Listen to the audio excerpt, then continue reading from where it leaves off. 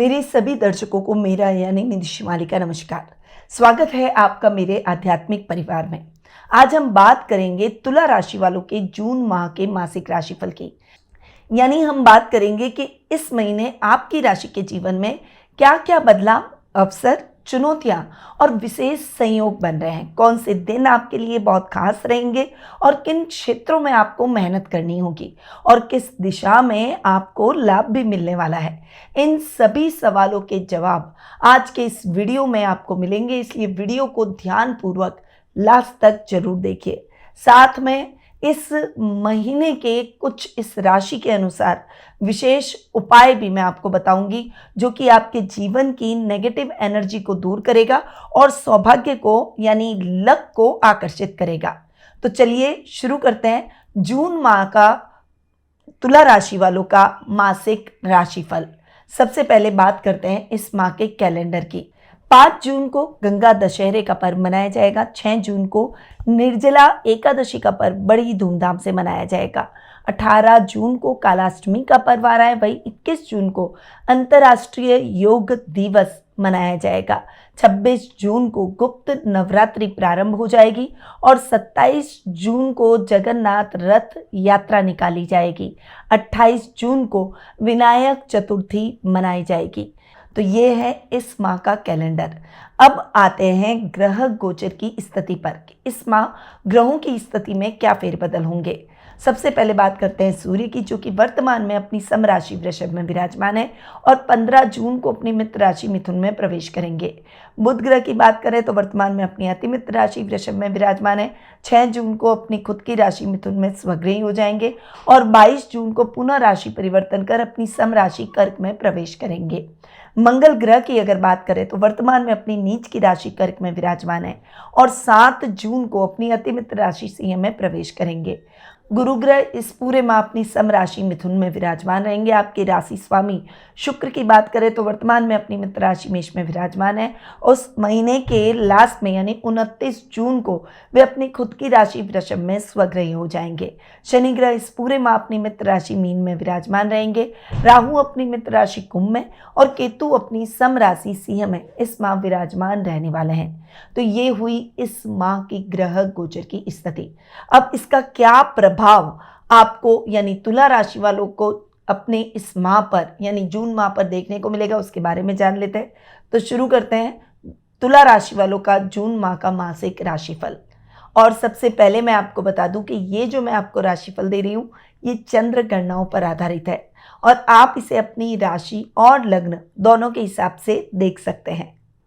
और सबसे पहले बात करते हैं आपके ही राशि स्वामी यानी लग्नेश की, जो कि आपके अष्टमेश में हैं और वे हैं शुक्र। शुक्र इस पूरे माह लगभग आपके 7th हाउस में जाकर विराजमान होने वाले हैं। 29 जून को शुक्र राशि परिवर्तन कर अष्टम में स्वग्रही हो जाएंगे, पर ये पूरा महीना शुक्र के 7th भाव में बैठने के हिसाब से रिजल्ट आपको देगा। अब यहाँ पर 7th दृष्टि से शुक्र लग्न को यानी अपनी ही राशि को देख रहे हैं। यहाँ पर शुक्र का अपने ही घर को देखना आपके जीवन में आपकी लग्जरी को बढ़ाएगा, आपके आकर्षक व्यक्तित्व को बढ़ाएगा। इस समय विपरीत लिंग के प्रति भी आकर्षण आपका ज़्यादा रहेगा, इसीलिए आपको अगर मैरिटल है, मैरिज हो रखी है तो एक्स्ट्रा मैरिटल अफेयर से बचना होगा। वहीं अगर विवाह योग्य हो चुके हैं तो शादी सगाई जैसे न्योते आपको इस समय प्राप्त होते हुए दिखाई देंगे। पर शुक्र व्यक्ति को मनमौजी भी बना देता है। यहाँ पर आपकी प्रबल इच्छाएं रहेगी अपनी इच्छाओं को पूर्ण करने की। आप अपने सपनों को पूरा करना चाहेंगे, आप लग्जरी जीना चाहेंगे, आप नए कपड़े, नई शॉपिंग, आपकी हॉबी से रिलेटेड कार्यों में आपका मन इस समय अधिक लगेगा। कुटुंब में, रिश्तेदारों में भी आपकी पहचान अधिक रहेगी और एक आकर्षक व्यक्तित्व है, इसीलिए सभी लोग आपकी तरफ ही खींचे चले आएंगे। आप अपना एक अलग मकाम अपने परिवार में, कुटुंब में अपनी एक अलग पोजीशन प्राप्त करते हुए दिखाई देंगे। आपका रुतबा, आपकी धाक, आपका प्रभाव क्षेत्र बढ़ता हुआ दिखाई देगा। आप अगर सोचेंगे कि मुझे ये लग्जरी चाहिए तो वो लग्जरी आपको जरूर मिल जाएगी, परंतु इस समय आपको कर्म प्रधान बनना होगा, क्योंकि शुक्र की दृष्टि अपने ही राशि पर, लग्न पर है। पर्सनैलिटी पर जब शुक्र दृष्टि डालते हैं और खुद के घर पर दृष्टि डालते हैं तब वो थोड़ा सा व्यक्ति को लेजी बना देते हैं, आलसी बना देते हैं और हर काम को टालने की प्रवृत्ति उस व्यक्ति की हो जाती है। पहले अपने आप को कर्म प्रधान बनाएं, अपने कर्तव्य का पालन करें, यानी आपका जो भी काम है, आपकी जो भी ड्यूटी है, उससे आपको ईमानदारी से निभाना है। उसके बाद आप अपने सपनों को पूरा करें, अपनी इच्छाओं को पूरा करें, दोस्तों के साथ में एंजॉय करें, मूवी जाएं, शॉपिंग जाएं, जो भी आपको करना है वो करें, पर पहले आपको अपना काम करना है, अपनी एक पहचान बनानी है, अपना एक स्टेटस लेवल बनाना है और आपको इसके लिए अपने सपनों को भी पूरा करने के लिए अपने कर्तव्य को जरूर अच्छे से निभाना होगा। क्योंकि जब हम हमारे कर्तव्य को निभाएंगे तभी हम फाइनेंशियली अच्छे होंगे, स्ट्रांग होंगे और जब फाइनेंशियली स्ट्रांग होंगे तभी तो हमारे सपनों को पूरा कर पाएंगे। इसीलिए आप इस बात को समझिए, ये समय बहुत अच्छा है और खासकर जो लोग होटल इंडस्ट्री में हैं, जो खासकर एक्टिंग में है, मॉडलिंग में है, कला के क्षेत्र से जुड़े हुए हैं या ट्रैवल बिजनेस कर रहे हैं, इंटीरियर का काम कर रहे हैं, फैशन डिज़ाइनिंग का काम कर रहे हैं या फिर कोई आर्किटेक्ट है या फिर कोई ऐसे काम जो साज सज्जा से जुड़े हुए हो, जो आपको और ज़्यादा लेविश बनाते हो, जो आपके लिए आकर्षण का केंद्र हो, इन सभी क्षेत्रों से जुड़े हुए लोगों के लिए ये समय बहुत ही शानदार उन्नति और प्रगति वाला रहेगा। परंतु आपको क्या करना है, अपनी लेजीनेस को हटाना है, आलस्य को त्यागना है और अपने काम पे अपना डिवोशन जरूर दिखाना है पहले, उसके बाद अपनी इच्छाओं को पूरा करें। और शुक्र चूंकि अष्टमेश है, इसलिए यात्राएं भी आपके जीवन में बहुत कराएंगे।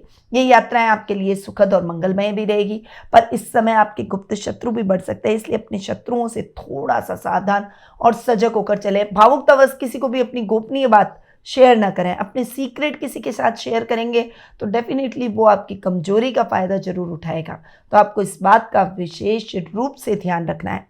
ये हुई शुक्र की बात।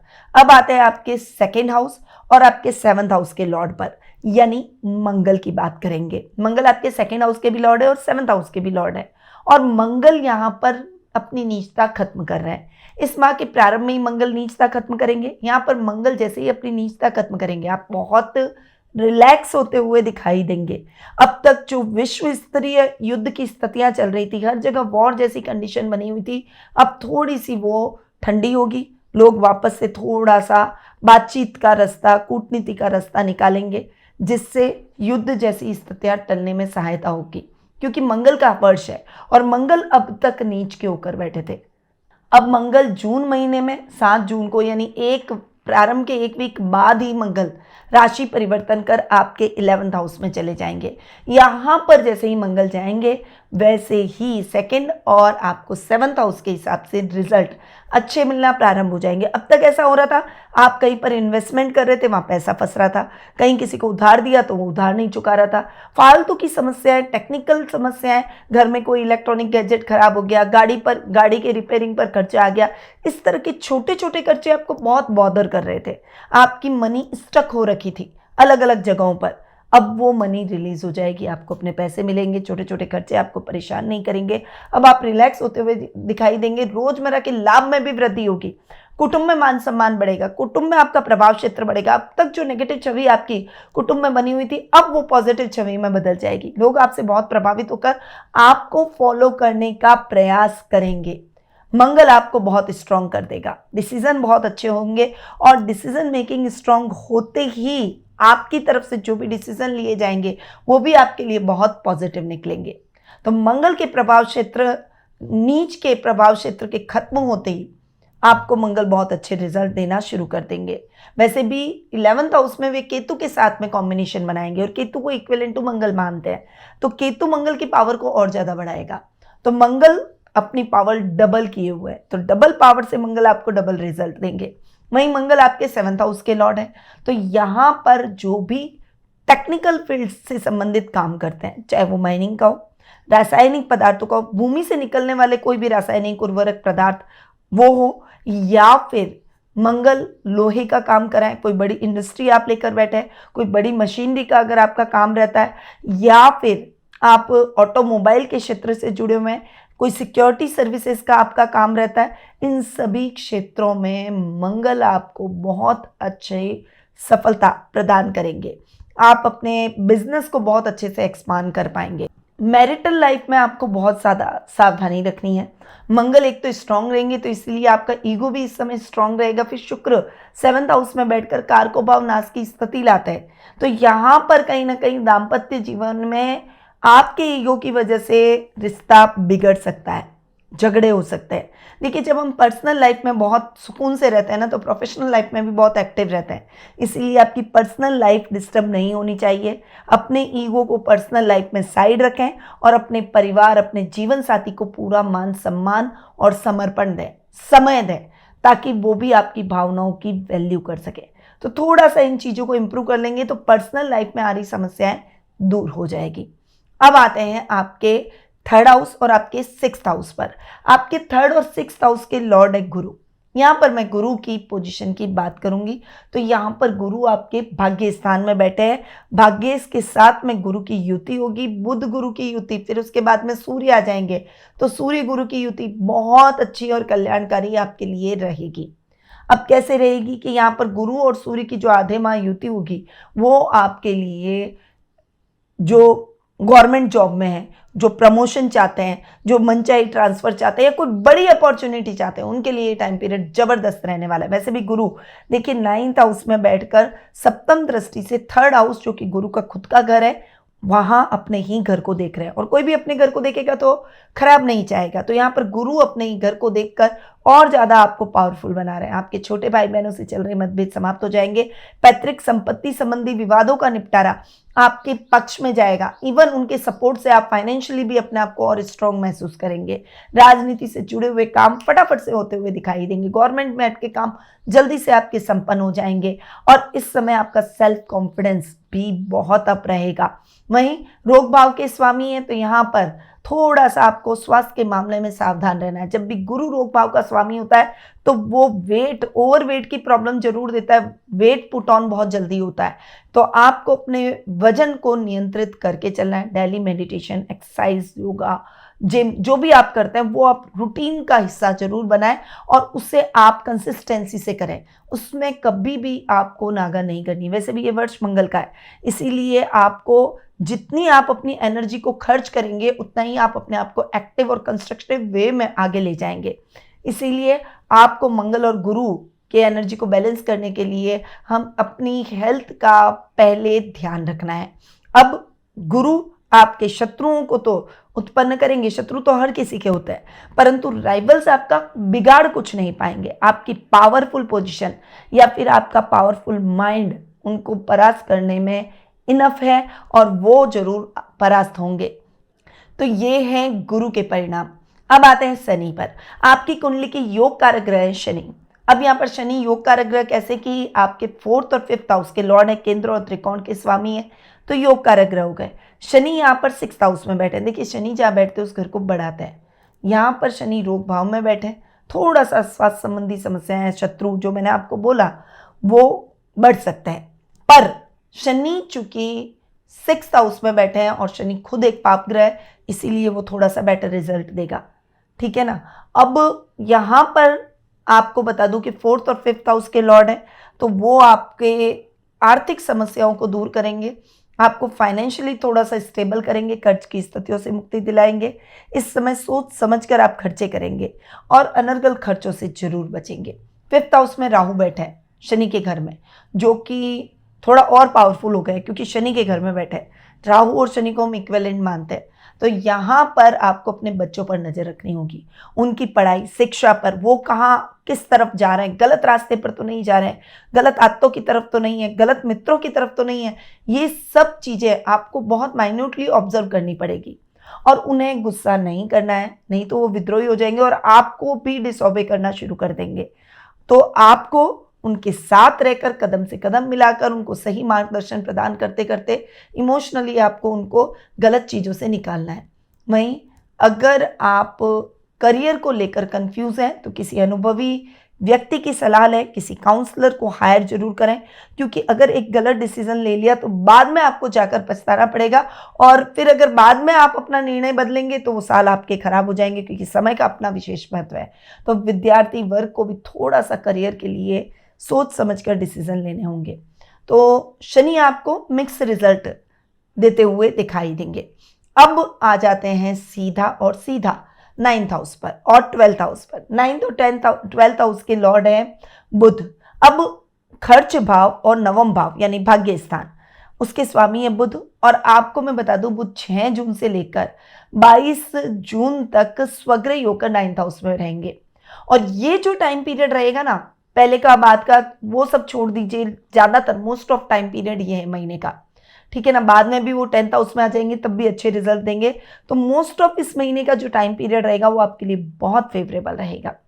भाग्य आपका साथ देगा, छोटे छोटे कामों में आपको सफलता मिल जाएगी, अधूरे पड़े हुए कार्य फटाफट से हो जाएंगे, नए कार्य शुरू कर पाएंगे। नया स्टार्टअप शुरू करना चाहते हैं तो वो भी आप शुरू कर सकेंगे। लोगों से सलाह, अच्छा मार्गदर्शन और आगे रास्ते खुलते चले जाएंगे आपके गोल को अचीव करने के लिए। तो आपको बहुत अच्छे से डेडिकेशन दिखाते हुए अब उस राह पर चल निकलना है। बुध आध्यात्मिक कार्यों से भी आपको जोड़ेंगे। बुध अपने ही घर में बैठे हैं, इसीलिए अचानक धन लाभ जरूर दिलाएंगे। लॉटरी, जुआ, सट्टा, इस टाइप के कामों में अगर आपने जो शॉर्ट टर्म काम है अचानक से पैसा दिलाते हैं, उन कार्यों से आपको सफलता जरूर मिलेगी। खर्चे थोड़े से नियंत्रित होंगे, विदेशों से आपको बहुत अच्छे ऑफर आएंगे। और अगर आप अपने काम को विदेशों में फैलाना चाहते हैं तो उसकी भी अच्छी अपॉर्चुनिटी मिलेगी। जो युवक युवतियां हायर एजुकेशन से जुड़े हुए हैं और बाहर जाकर, अब्रॉड जाकर स्टडी करना चाहते हैं तो उनके लिए भी बहुत अच्छे अवसर प्राप्त उनको होते हुए दिखाई देंगे। आपके रास्ते खुलते चले जाएंगे। अब आते हैं आपके 10th हाउस पर। 10th हाउस के लॉर्ड है चंद्रमा। यहाँ पर मंगल बैठे हैं, वो महीने के फर्स्ट वीक में बैठेंगे, फिर उसके बाद मंगल चले जाएंगे। आप थोड़े से रिलैक्स हो जाएंगे। अधिकारियों से जो मिसअंडरस्टैंडिंग चल रही थी या सहकर्मियों के साथ ट्यूनिंग नहीं बैठ पा रही थी, अब वो ट्यूनिंग बैठने लगेगी। अब आपके कार्यों में उनका सहयोग भी मिलेगा और उसमें आप अपने अधिकारियों की भी गाइडेंस ले पाएंगे। आपको अपने पिता का बहुत अच्छा समर्थन मिलेगा, उनसे आपको मॉरली भी सपोर्ट मिलता हुआ दिखाई देगा, जिससे आपकी समस्याएं दूर हो जाएगी। इस महीने घर में मेहमान भी आएंगे और घर में मांगलिक कार्यक्रमों की रूपरेखा भी रखी जाएगी। चलिए अब आ जाते हैं 11th हाउस पर। 11th हाउस की अगर मैं बात करूं, 11th हाउस में पहले तो केतु बैठ गए, राइट। और केतु जैसे ही 11th हाउस में आ गए, आप अपने राइवल से बहुत ज़्यादा रिलैक्स हो जाएंगे, क्योंकि शत्रु शांत हो जाएंगे। केतु आपके सिक्स सेंस को बढ़ा देगा, आपकी निर्णय क्षमता को बढ़ा देगा। आप पहचान जाएंगे कि आपका मित्र रूपी शत्रु कौन है और वास्तव में आपका सच्चा मित्र कौन है। यानी लोगों को पहचानने की क्षमता आप में बढ़ जाएगी, जिससे आपकी डिसीजन मेकिंग इंप्रूव होगी। 11th में केतु बहुत अच्छे रिजल्ट देते हैं, अचानक से लाभ दिलवाएंगे, अचानक प्रमोट होकर जगह छोड़नी पड़ सकती है, परंतु आप अपनी मनचाही जगह पर भी जा सकते हैं। अगर आप अपने काम को कहीं शिफ्ट करना चाहते हैं तो उसके भी बहुत अच्छे अवसर मिलेंगे। सूर्य जो कि 15 मई तक आपके अष्टम में बैठेंगे और उसके बाद में वो आपके नवम भाव में आ जाएंगे और दोनों ही स्थानों में सूर्य के रिजल्ट अच्छे मिलेंगे। अष्टम भाव में वो अष्टम भाव को ठीक करते हुए दिखाई देंगे, गुप्त शत्रुओं को शांत करेंगे। वहीं लाभ की स्थितियां भी अच्छी रहेगी, क्योंकि लाभेश अपने से दशम और फिर अपने से एकादश चला जाएगा। यानी पूरा महीना सूर्य के रिजल्ट भी आपको बहुत अच्छे मिलेंगे। वीआईपीज आपके सर्कल में जुड़ेंगे, लेवल और सर्कल बढ़ता हुआ दिखाई देगा और उसका फायदा आने वाले समय में आप उठाते हुए भी दिखाई देंगे। तो ये है तुला राशि वालों का जून महीने का मासिक राशिफल। अब आते हैं कुछ ऐसे विशेष उपायों पर जो कि आपके इस मंथ को और ज़्यादा पॉजिटिव कर सके। गंगा दशहरे के दिन किसी नदी या बहते हुए जल में दूध मिश्रित जल अर्पित करें और प्रार्थना करें, हे गंगा माँ मेरे पाप दोष कष्टों को हर लो। इससे आपको मानसिक शांति और कार्यों में स्थिरता प्राप्त होगी।